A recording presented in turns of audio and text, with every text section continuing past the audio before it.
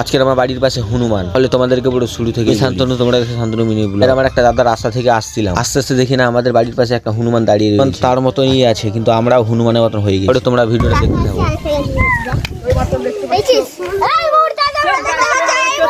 এই মুহূর্তে দেখতে পাচ্ছ, এই মুহূর্তে দেখতে পাচ্ছ সেই রোমান্টিক